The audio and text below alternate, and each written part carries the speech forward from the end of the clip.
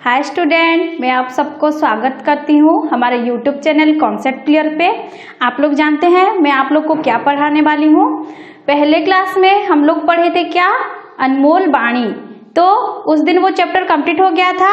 आज मैं आपको उसका क्वेश्चन आंसर आप लोगों के साथ डिस्कस करूंगी। तो चलिए, और एक ठो बात, क्वेश्चन आंसर डिस्कस करने से पहले आप लोग को एक ठो बात मैं बता देती हूँ। ओडिशा गवर्नमेंट ने परीक्षा दर्पण नाम एक बच्चों के लिए निकाला है, लेकिन वो हमें नहीं मिल पाया है। इसीलिए मैं एक पीडीएफ बना के मोबाइल में ले आई हूँ और मैं मोबाइल के थ्रू से ही आप लोगों के साथ क्वेश्चन आंसर डिस्कस करूंगी। तो चलिए हम पहला नंबर देख लेते हैं। हमारा पहला क्वेश्चन है, सांच बराबर तप नहीं, यह किसकी रचना है। जिस दिन मैं पहला क्लास की थी उसी दिन आपको कवि परिचय के बारे में बताई थी। आप सब लोग को ही पता होगा कि इस अनमोल वाणी का रचयिता कौन है। तो यहाँ पे ऑप्शन दिया गया है, तुलसीदास, कबीरदास, सूरदास और रहीम। तो इसका आंसर क्या होगा?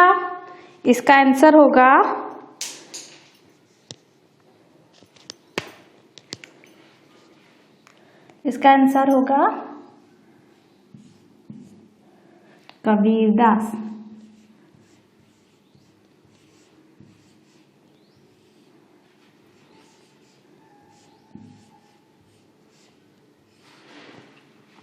नेक्स्ट क्वेश्चन है हमारा, किसके बराबर तप नहीं। आप सब लोग जानते हैं कि किसके बराबर तप नहीं है। यहाँ पे ऑप्शन दिया गया है। पहला ऑप्शन है सांच, दूसरा है झूठ, तीसरा है पाप, चौथा है स्नेह। तो यहाँ पे आंसर क्या होगा? किसके बराबर तप नहीं है। तो तप किसके बराबर नहीं है? तप सत्य के बराबर नहीं है। तो यहाँ पे आपका आंसर क्या होगा? हम हिंदी में सत्य बोलते हैं, लेकिन ये खड़ी बोली भाषा में है, इसीलिए यहाँ पे लिखा गया है? सांच लिखा गया है। अब आया हमारा तीसरा क्वेश्चन। तीसरा क्वेश्चन है, सांच के बराबर क्या नहीं है।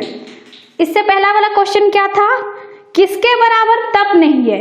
तो अब नेक्स्ट क्वेश्चन है हमारा, सांच के बराबर क्या नहीं है। सांच के बराबर क्या नहीं है, ये इसका आंसर भी आप सब लोग को पता है। हमारा ऑप्शन है, पहला है पाप, दूसरा है तप, तीसरा है पुण्य, चौथा है कोई नहीं। तो इनमें से आंसर कौन सा होगा? सांच के बराबर क्या नहीं है? सांच के बराबर तप नहीं है। तप का अर्थ है तपस्या। अब हमारा चौथा प्रश्न है, झूठ की तुलना किससे की गई है। उस दिन भी मैं आपको बताई थी कि झूठ बोलना पाप होता है, और झूठ की तुलना किससे की गई है। आपको ऑप्शन बोलती हूँ। पहला है पाप, दूसरा है तप, तीसरा है पुण्य, चौथा है खुशी। तो यहाँ पे मुझे बताइए, झूठ की तुलना किससे की गई है। झूठ की तुलना पाप से की गई है। आशा करती हूँ आप सब लोग को समझ में आ रहा होगा। क्वेश्चन नंबर 5 है, ताको हृदय आप। ताको हृदय आप, यहाँ पे जो आप शब्द है, क्या है? आप। उस दिन मैं आपको बताई थी कि आप का अर्थ क्या होता है? भगवान होता है। तो यहाँ पे क्वेश्चन में पूछा गया है कि आपका अर्थ क्या है। आपका अर्थ यहाँ पे ऑप्शन दिया गया है। आपका अर्थ पहला है भगवान, दूसरा है कवि, तीसरा है देवता, चौथा है मनुष्य। तो यहाँ पे आपका अर्थ क्या होगा? आपका अर्थ होगा भगवान।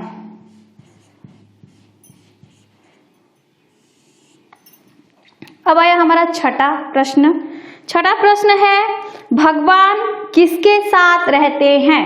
भगवान किसके साथ रहते हैं? पहला है सत्य, दूसरा है मिथ्या, तीसरा है कवि, चौथा है किसके साथ नहीं। लेकिन ऐसा तो नहीं हो सकता ना, भगवान किसके साथ नहीं रहते होंगे? भगवान किसी के भी साथ रहते हैं। किसके साथ रहते हैं? ये भी मैं आपको उस दिन बताई थी। भगवान किसके साथ रहते हैं?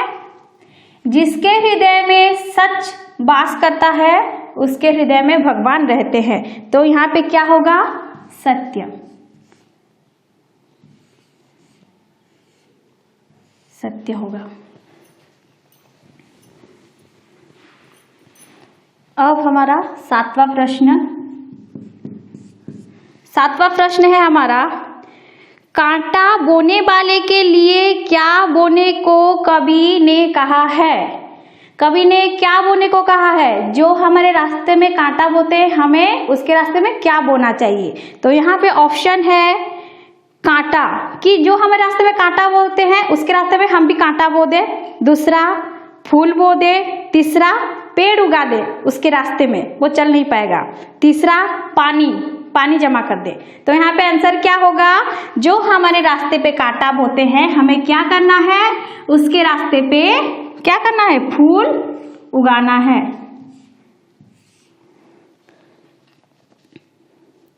उसके बाद 8वां क्वेश्चन,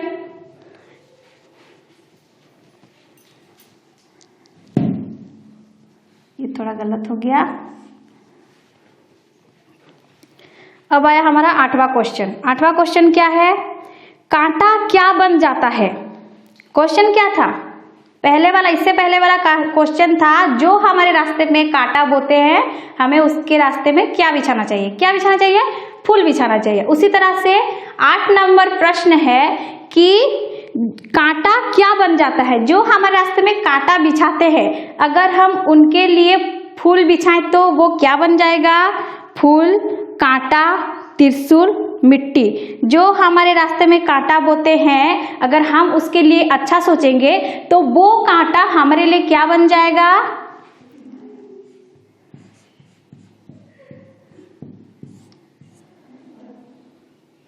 फूल बन जाएगा।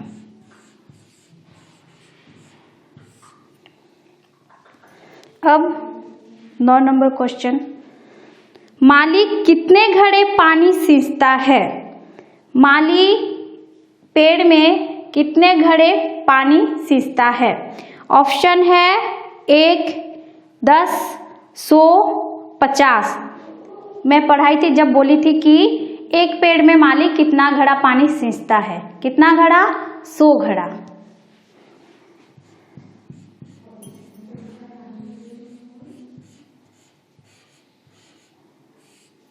उसके बाद 10वां प्रश्न हमारा आखिरी सवाल है, क्या आने पर पेड़ पर फल आते हैं? क्या आने पर पेड़ पे फल आते हैं? यहाँ पे आ रहा है गर्मी, सर्दी, ऋतु, सूरज। एक पेड़ में फल आए, फूल आए, जो आने के लिए सब जरूरी है।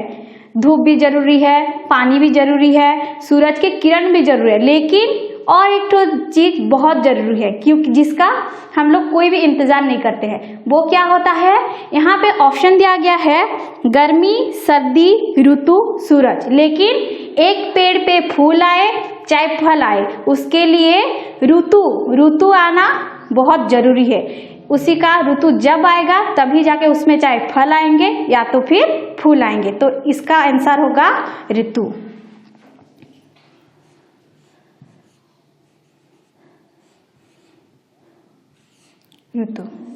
तो अनमोल वाणी का मैं 10 MCQ आप लोगों के साथ डिस्कस कर चुकी हूँ।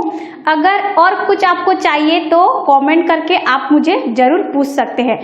अगर आपको अच्छा लगा तो हमारे चैनल को लाइक कीजिए, सब्सक्राइब कीजिए और ज़्यादा से ज़्यादा शेयर कीजिए। हम आप लोगों के लिए ऐसे इस हिंदी बुक के रिलेटेड और भी बहुत सारे चैप्टर लेके आएंगे। धन्यवाद।